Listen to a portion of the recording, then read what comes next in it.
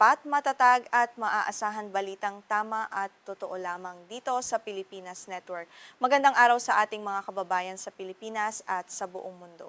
Huwag kalimutang pusuan ang video, sumubaybay at pindutin ang batingaw upang lagi kayong updated sa balita. Simulan na natin. Isang matinding tensyon ang muling sumiklab sa pagitan ng Pakistan at Afghanistan matapos maglunsad ng serye ng nakamamatay na airstrikes ang militar ng Pakistan sa border zone. Ayon sa mga unang ulat, naging napakadugo ng operasyong ito na nagdulot ng magkasalungat na pahayag mula sa magkabilang panig hinggil sa mga nasawi. Tututukan natin ang mga detalye ng kaganapang ito na nagbabantang magpalala sa sitwasyon sa rehiyon. Ayon sa pamahalaan ng Pakistan, matagumpay nilang na-target ang mga kuta ng mga terorista sa kanilang operasyon. Ipinahayag ng kanilang opisyal na may 26 na mandirigma ng Taliban ang napatay sa mga airstrike na ito. Ang hakbang na ito ay bahagi lamang ng kanilang mas pinaigting na kampanya laban sa mga grupong nagbabanta sa seguridad ng bansa, partikular na ang mga nagtatago sa hangganan ng dalawang bansa. Subalit, mariing pinabulaanan ng pamahalaang Taliban sa Afghanistan ang bersyong ito ng Pakistan.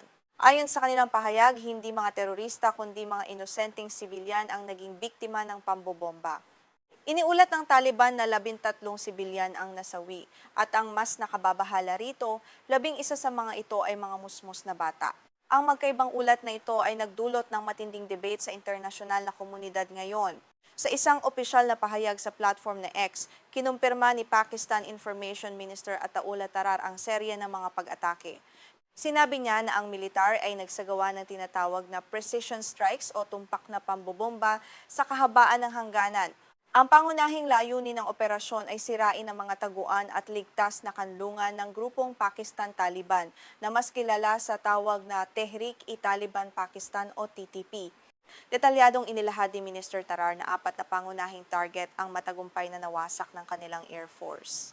Kabilang dito ang isang malaking training center ng mga terorista, isang imbakan ng mga armas at bala, pati na rin ang mga posisyong kontrolado ng mga kilalang pinuno ng TTP na sina Alim Khan Kushali at Akhtar Muhammad Janikel. Ipinapakita nito ang tindi ng pinsalang idinulot ng operasyon sa panig ng mga rebelde. Binigyang diin ng pamahalaan ng Pakistan na ang operasyong militar na ito ay hindi isang biglaang desisyon lamang. Ito ay tugon sa sunod-sunod na madugong pag-atake na hinarap ng kanilang bansa nitong mga nakaraang linggo. Ayon sa militar, hindi na nila maaaring palagpasin ang mga karahasang naglalayong maghasik ng takot sa kanilang mga mamamayan at nagpapahina sa seguridad ng kanilang mga sundalo sa buong border area. Kabilang sa mga binanggit na dahilan ay ang pag-atake noong ika-9 ng Hunyo sa isang himpilan ng Paramilitary Federal Constabulary sa Musadara. Bukod dito, binanggit din ang isang suicide attack gamit ang sasakyan laban sa isang military post sa North Waziristan noong ika-2 ng Hunyo.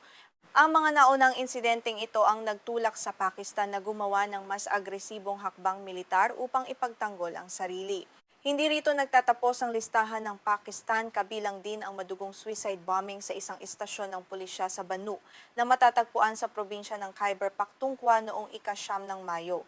Ang serye ng mga pag-ataking ito na isinagawa sa loob lamang ng maikling panahon ay nagpatunay sa lumalaking banta ng TTP, kaya naman naging napakarahas at mabilis ang naging tugon ng militar ng Pakistan nitong mga nakaraang araw. Inilarawan ni Minister Tarar ang mga airstrike bilang tumpak at kontrolado o sa madaling salita ay precise and calibrated. Ayon sa kanya, ang buong operasyon ay ibinatay sa kapani-paniwalang impormasyon ng paniktik o credible intelligence upang maiwasan ang collateral damage. Gayunpaman, ang pahayag na ito ay direktang sumasalungat sa mga ulat na lumalabas ngayon mula sa loob mismo ng teritoryo ng Afghanistan. Sa kabilang banda, si Zabihullah Mujahid, ang punong tagapagsalita ng pamahalaang Taliban sa Afghanistan, ay naglabas ng matinding pagkondena sa platform na X. Ayon sa kanya, ang mga pag-atake ng Pakistan sa mga probinsya ng Kunar, Khost at Paktika ay nag-iwan ng malalim na sugat.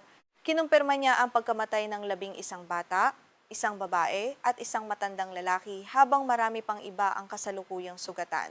Marin namin kinokondena ang krimeng ito laban sa sangkatauhan at ang gawaing ito ng agresyon, ayon sa opisyal na pahayag ni Mujahid. Ipinunto ng Taliban na ang pambobomba sa mga residential areas ay isang malinaw na paglabag sa karapatang pantao at soberanya ng kanilang bansa. Ang pahayag na ito ay nagpapakita ng lumalaring galit ng pamahalang Afghan laban sa kanilang kapitbahay na bansa sa gitna ng krisis. Ang mga pag-ataking naganap nitong Martes ng gabi ang itinuturing na pinakamadugo sa nakalipas na mga linggo. Winakasan nito ang panandaliang kapayapaan sa hangganan ng dalawang bansa. Isang opisyal mula sa probinsya ng Coast ang nag-ulat sa AFP na isang tahanan sa distrito ng Spera ang direktang tinamaan ng bomba. Sa insidenteng ito, 9 na tao ang agarang nasawi habang 10 iba pa ang malubhang nasugatan ngayon.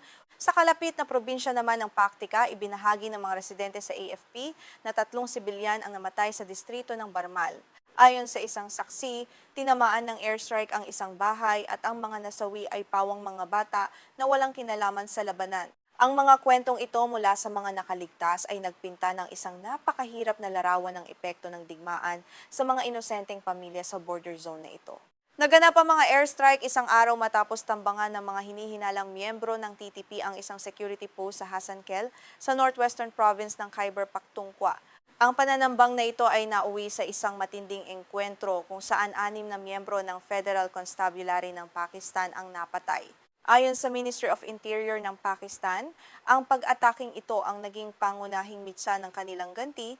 Ang relasyon sa pagitan ng Pakistan at Afghanistan ay nananatiling napakagulo mula nang muling maupo sa kapangyarihan ang Taliban noong taong 2021. Mabilis na lumala ang tensyon noong Pebrero matapos maglunsad ang Afghanistan ng ganting pag-atake sa hangganan bilang tugon sa naunang airstrikes ng Pakistan.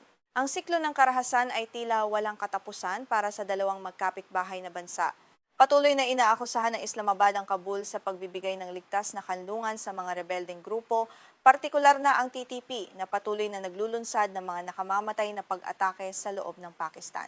Ayon sa Pakistan, hindi sapat ang ginagawa ng Taliban upang pigilan ang mga terorista na gamitin ang lupaing Afghan upang magplano at magsagawa ng mga mararahas na operasyon sa labas ng kanilang bansa. Sa kabilang dako, mariing itinanggi ng mga opisyal ng Afghan ang mga akusasyong ito ng Pakistan. Ipinapaliwanag nila na wala silang kinakanlungang terorista at sa halip ay pinararatangan ng Pakistan ng hindi pagrespeto sa kanilang soberanya bilang isang malayang bansa.